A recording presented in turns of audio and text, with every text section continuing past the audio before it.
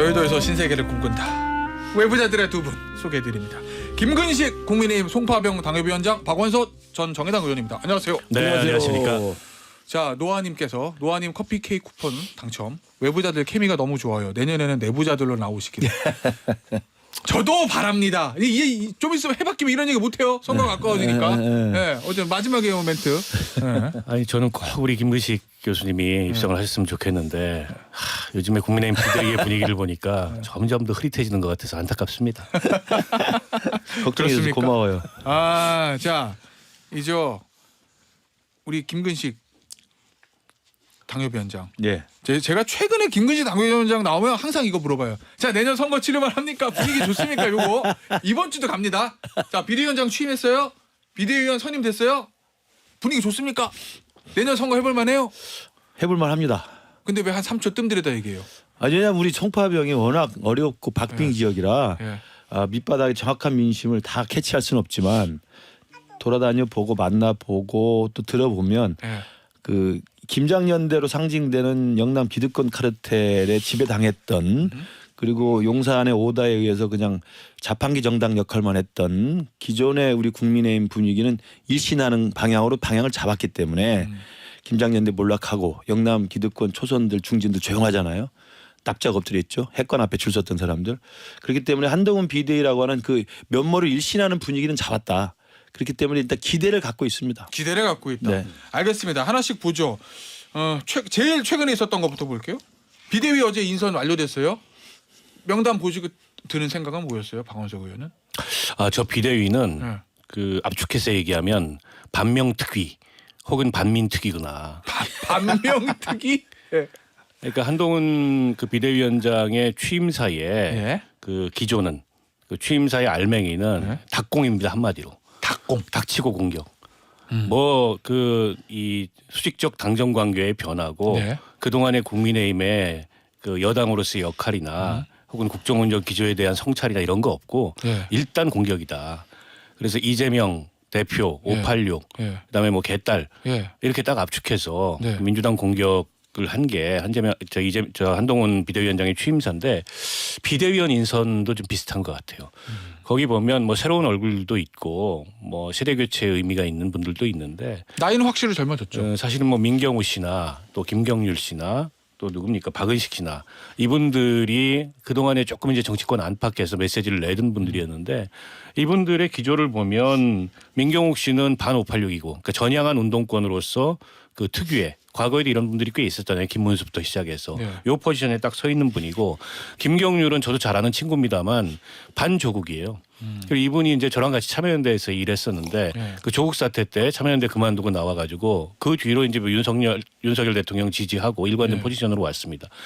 이 박은식이라는 분은 무슨 호남 쪽에 계신 의사인데 SNS나 이런 활동을 한 거 보니까 결국에 이제 반민주당 포지션에 서 있는 분들이 요 분들이 핵심 그 라인업인 거죠. 그래서 드리는 말씀이 제가 저게 반명특위고 반민특위다 이렇게 말씀드리는 겁니다. 저 뭐 그렇게 보는 분석도 타당하죠.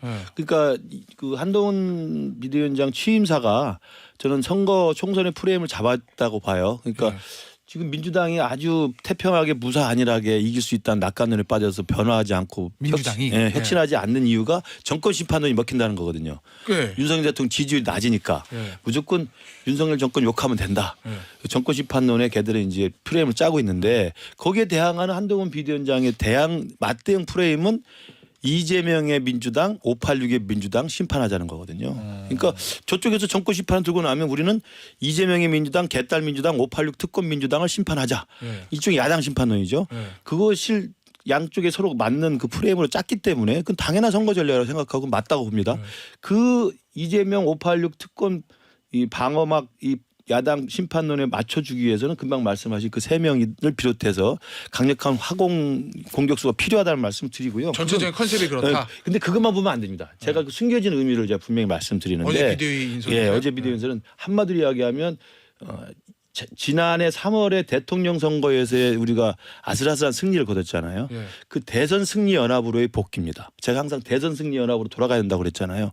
대선 승리 연합은 단순히 보수 정당만이 아니라 거기에 MZ세대, 그다음에 탈호남, 그다음에 탈민주당, 탈진보, 중도 이런 분들이 다 표를 빡빡빡 긁어모아서 24만 표 차이로 이긴 거예요. 네.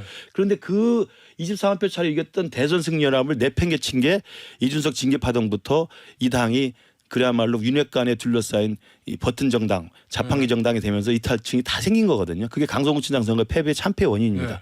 그걸 복귀하자는 게 제 주장이었고 이 저는 멤버면 복귀. 당연하죠. 왜냐하면 제가 아는 김경률 씨도 잘 알고 민경호는 제 그 운동권 후배입니다. 그리고 박은식 호남 민주주의 대한포럼 대표도 마찬가지고 이 세 분은 아까 말씀하신 그 공격수 역할도 되지만 철저하게 대선 승리 연합으로 돌아가야 되고 이 당이 용산과 대통령실 눈치만 보는 자판기 정당의 대선 안 된다.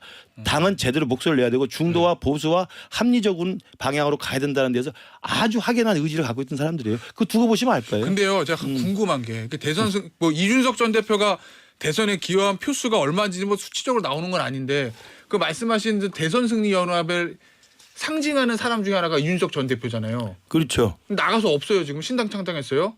근데 이 비대위원회 그 면면으로 이준석 전 대표가 상징했던 거를 다 이준석 대표가 커버해 상징했던 게 그 당시엔 당대표직에 있었기 때문에 그 상징 자산으로서 그 MZ 세대를 데려왔죠. 그런데 지금 이준석 대표는 제가 말씀드립니다만 그 상징 자산이 다 손실돼서 빠져나갔고 이미? 이준석 대표의 개인적인 평가가 다 드러났기 때문에 메신저로서의 신뢰성이 이미 바닥에 난 거죠. 그렇기 때문에 이준석 대표 자체가 중요한 게 아니고 이준석 대표가 주장하는 메시지를 이 한동훈 비대위나 이 비대위원으로 오신 분들이 철저히 받아서 당에 관철을 시키면 돼요. 근데 이게 이제 그 비대위라는 거는 어쨌든 비상에서 만들어진 게 비대위잖아요. 그러니까 선발 투수가 지고 있는 상황에서 강판이 되고 구원 투수로 올라온 거예요. 구원 등판을 한 겁니다. 그렇죠. 그러면 이제 선발 투수가 던졌던 공과는 다른 구질의 공을 던지는 게 맞아요. 그러면 지금 국민의힘 입장에서는 일종의 국민의힘의 약점을 보완하는 그런 비대위가 돼야 되고 그 약점을 보완한다는 것은 곧 쇄신이고 확장이거든요. 근데 한동훈 비대위원장의 메시지는 확장이 아니에요. 그리고 저게 쇄신도 아닙니다. 사실은 국민의힘 구성원들이 할 수 있는 가장 쉬운 일이 이재명 586 개딸 때리기예요. 근데 가장 쉬운 일을 하고 있어요. 조금 다른 얼굴로, 조금 세련된 레토릭으로. 원래 잘하던 걸 더 한다. 이를테면 미국 정치의 그런 레토릭을 사용해 가지고 뭐 마이 펠로우 시티즌스라든지 아니면 뭐 커리지 앤 디보션 그런 그 세련된 표현을 쓴다 그래서 달라 보이는 게 아니고 본질은 같아요. 그 이전에 김기현 대표도 했고 그 이전에 다른 뭐 윤핵관들도 했고 결국 국민의힘에서 할 수 있는 가장 쉬운 일을 한동훈 장관이 하고 있는 겁니다. 지지층은 열공하고 결집할 거예요. 근데 이게 확장성이 있느냐? 전 전혀 그렇지 않다고 보고 가장 성공한 비대위의 모델로 그 평가받는 2011년 박근혜 비대위를 한번 보십시오. 당시에 박근혜 비대위는 이명박 정권을 냉정하게 평가했어요. 이거 재벌 대기업 정권이다. 경제 민주화를 상징하는 김종인으로 보완하자. 그다음에 이거 노인들 정당이다. 그래서 젊음을 상징하는 이준석으로 보완하자. 4대강 사업 국민들이 다 싫어하니까 그거 반대했던 이상돈 교수를 데려오자. 그리고 여기 너무 이제 수구보수. 반공보수, 이념보수니까 경제민주화나 복지국가 내세워가지고 좌클릭하자. 이러면서 당시에 그 이명박 정권이 안고 있던 약점을 탁 보완하고 이걸 재포장한 거예요. 지금 한동훈 비대위는 뭐냐면은 그냥 국민의힘이 하던 거예요. 그냥 국민의힘이 하던 거를 그냥 한동훈이라는 새로운 인물이 와서 하는 거고 그래서 저는 한동훈의 칼이 어디를 향할 거냐 야당을 향하는 거냐 말로 야당 패는 건데 별로 아프지 않고요. 한동훈의 진짜 칼은 내부를 향할 거다. 영남 싹 날아간다. 오 그래요? 그러니까 저도 지금 말씀이 정확히 맞다고 봅니다. 2011년에 박근혜 비대위의 성공을 우리가 반면교사로 삼아야 됩니다. 그러면 선거에 프레임을 짜가지고 각을 세우는 게 분명히 맞고 필요한 데다가 그것만 가지고는 안 되는 거고 우리 내부의 성찰과 반성 그리고 내부의 변화와 혁신이 필요하죠. 그래서 그 내부의 변화와 성찰과 반성을 하자는 게 비대위 아니겠습니까? 그렇기 때문에 저는 한동훈 비대위가 지금 말씀하신 것처럼 기존에 있었던 수직적 당정 관계에 대한 철저한 성찰 그래서 이 수직적 당정 관계를 이제는 절대 해서는 안 된다고 하는 제가 아까 말씀드린 3명의 저는 의지를 제가 짐작해 본 데는 수직적 당정 관계에서 온몸으로 저항할 사람들입니다. 그리고 그 수직적 당정 관계나 이른바 자판기 정당의 이 행태로 인해 가지고 우리를 지지했던 대선 승리 연합을 지지했던 많은 표가 중도표 이탈한 걸 철저히 알고 있는 분들이에요. 그런 필요성을 알고 있기 때문에 저는 이제 외부의 각은 이재명 586 야당 심판론으로 가지되 내부의 성찰과 반성은 이제 이들 비대위원으로 구성이 됐기 때문에 대선 승리 연합에서 원하는 중도층과 수도권 민심이 원하는 방향으로 이제 내부의 혁신과 변화와 자성과 반성이 들어갈 거다. 근데 궁금한 거 하나만. 지금 내부에서 그 반성하고 변화하고 혁신해야 될 대상이 무슨 영남 다선 기득권 중진 의원이 아니고 윤석열 대통령이에요. 거기에 대해서는 끽소리도 못하고 거기서 이제 내리꽂는 기조에 하나도 다르지 않은 기조로 당이 반응하면 한동훈 비대위가 반응하면 달라지는 게 없는 겁니다. 김건희 특검법이 딱 그 실험대인데 김건희 특검법에 있어서는 한동훈 장관이 대통령의 눈치나 대통령실의 눈치를 보는 게 아니고 그냥 일치된 세계관을 갖고 있는 거예요. 일치된 입장을 갖고 있어 다르지 않은 사람입니다. 때문에 달라질 게 없어요. 그 부분은 이제 한동훈 비대위원장이 풀어야 될 저는 과제라고 생각해요. 그리고 시험대고 이제 시험대라는 거는 어떻게 해야 된다고 보시는 그러니까 거예요? 어제 통과됐으니까 거부권은 뭐 기정사실화 되는 기정사실화니까. 거고요. 그다음에 이제 제2요구가 올 거 아니에요. 그럼 제2요구가 오면 그 재표결을 할 때 민주당은 일종의 꼼수 내지는 공작의 냄새가 진짜 풍기는 뭐 이탈표를 기대하고 공천 학살당하면 그들이 그 홧김에 서방질한다고 홧김에 반란표를 찍을 것이다 기대하는 거 아닙니까? 근데 그런 거 정말 말도 안 되는 가상의 시나리오고요. 저는 재표결에도 똑같이 부결로 해서 일단 이 법안은 폐기될 겁니다. 근데 법안이 폐기되면 일단락은 됩니다. 일단락이 되면 그 과정에 대한 국민적 평가가 있겠고 그 과정에 대한 국민적 평가를 유지한 채로 총선에 임하게 됩니다. 특검은 그 전에 없어지는 거고요. 그 총선에 임해서 총선에 우리가 승리하면 이 이슈 자체는 사라지게 되는 거고요. 총선에 우리가 진다면 그대로 또 민주당은 또 이 특검법을 발의하겠죠. 그러니까 그건 국민의 심판하는 것이다 생각을 하고요. 다만 이 특검법 자체는 그 입법 과정을 그렇게 일단락이 될 텐데 문제는 그 특검법의 내용이 아니라 김건희 여사에 대한 리스크예요. 그 리스크를 어떻게 관리하느냐는 한동훈 비대위원장이 해결해야 될 숙제죠.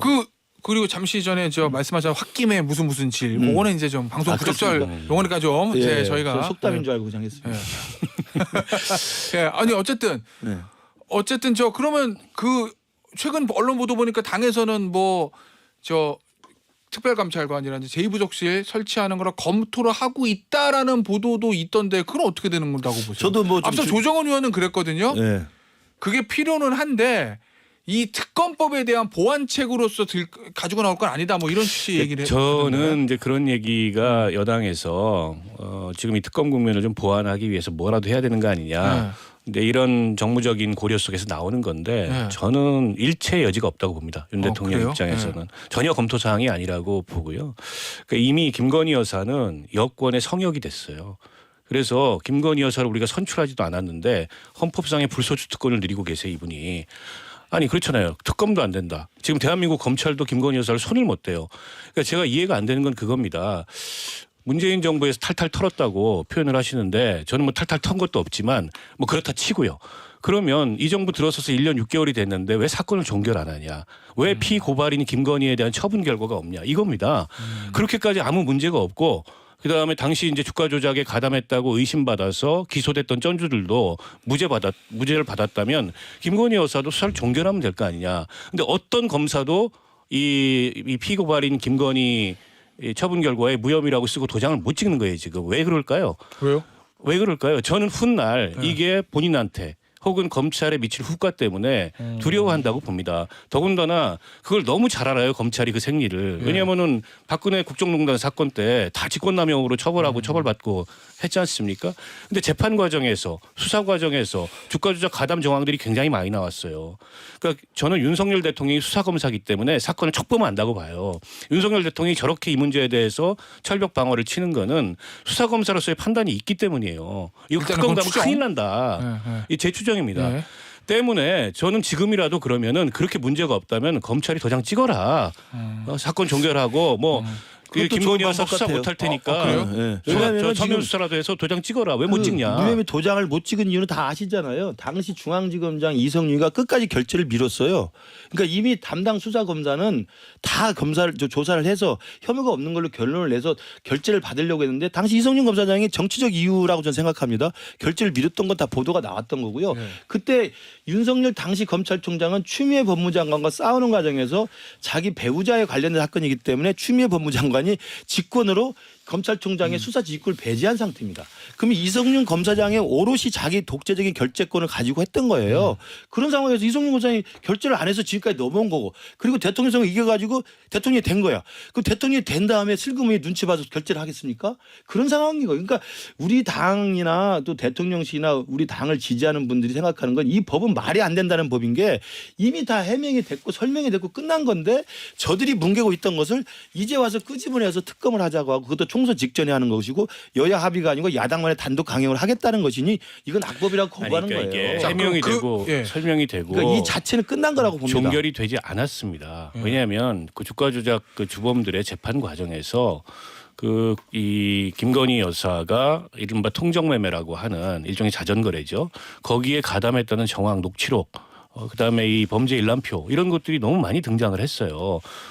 그러면은 그럼에도 불구하고 정확하게 설명을 하고 이렇게 돼서 이건 혐의가 없다. 종결하면 될 거 아닙니까? 왜 종결 설명을 못합니까? 못하냐? 예. 그런 안 끝난 얘기시구나. 거죠. 그리고 한동훈 장관이 국회에 나와서 이 질문 나오면 수사 중입니다. 수사 중입니다. 이렇게 얘기했어요. 그럼 박원순 의원이 오늘 주장을 하셨으니까 예. 민주당도 저 주장을 받아서 검찰이 독자적으로 정말 중립적으로 종결하라고 요구를 하십시다.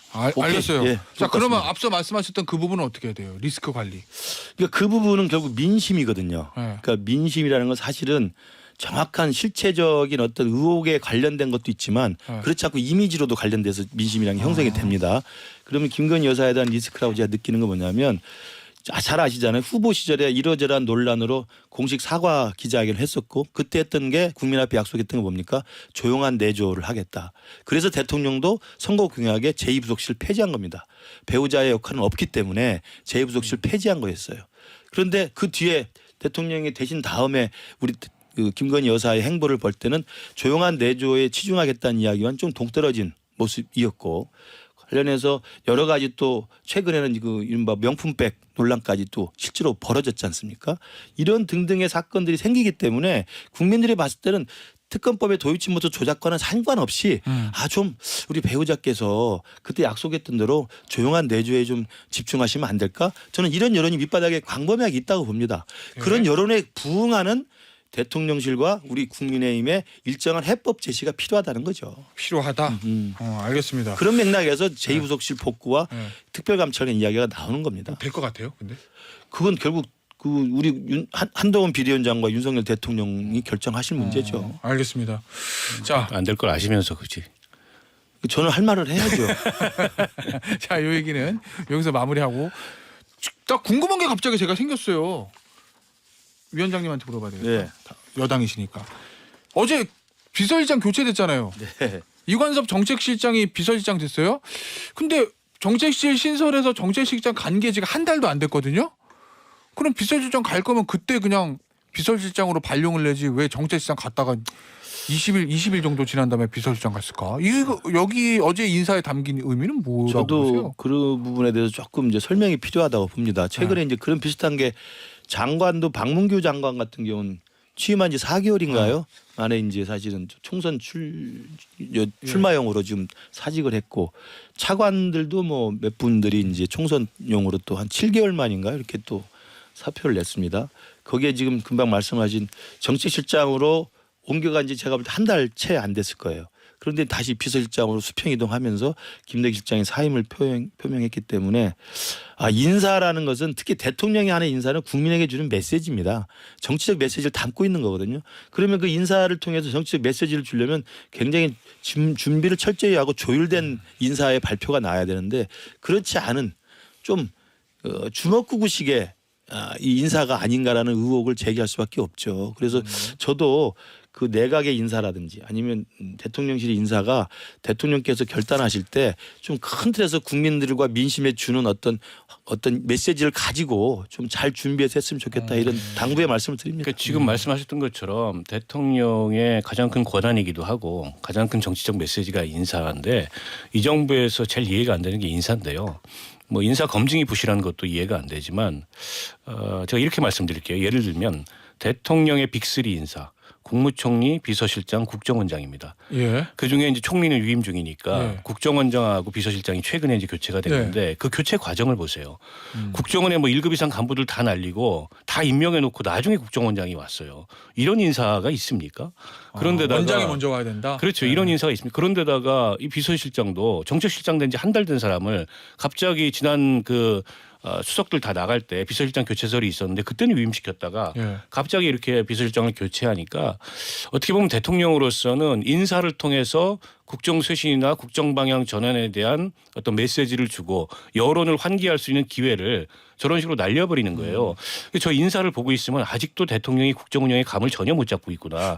국정 운영이라는 걸 뭔지 모르는구나. 이런 판단밖에 안 들어요. 혹시 그때 정책실장 신설할 때 김대기 실장 유임하기로 했는데 그 20회사에 뭔가 어떤 바꿀 수밖에 없는 변수가 생겼던 거 아니에요? 아니 구설이 있죠 지금. 구설이 있는 거는 사실이고 그게 뭐 언론에 보도도 됐고 김대기 실장이 그에 대해서 법적 대응을 했다 이런 얘기까지 아니다. 뭐 나왔는데 허위 사실이다. 네, 이제 그 정도 구설이 나오면 대통령으로서 부담스러운 건 사실이에요. 근데 과연 그 구설만이 김대기 실장의 인사 사유냐? 사실은 이태원 참사부터 있었던 일련의 사건들을 쭉 봤을 때 비서실장으로서 제대로 된 보좌 역할을 못했던 게 사실이거든요. 교체 여론이 여권 내에서 높았어요. 근데 그걸 무시했다가 이런 방식으로 교체하니까 여당 내에서도 도대체 저 인사의 메시지가 뭐냐 이런 생각이 드는 거죠. 자, 마지막 이슈. 이 국방부 이거 정신교육 자료에 독도는 분쟁 중이다. 이거 어떻게 해야 돼요? 전량 폐기하기로 하긴 했는데 대통령이 경로에서. 가장 제가 볼 때 좀 황당한 건 그런 문제 제기가 됐을 때 국방부 대변인의 반응입니다. 이거 뭐 자꾸 그렇지 않다. 문제가 없다는 식으로 계속 해명하고 변명하려는 태세였어요. 그게 저는 국방부 지금 가장 고질적인 문제라고 생각하고요.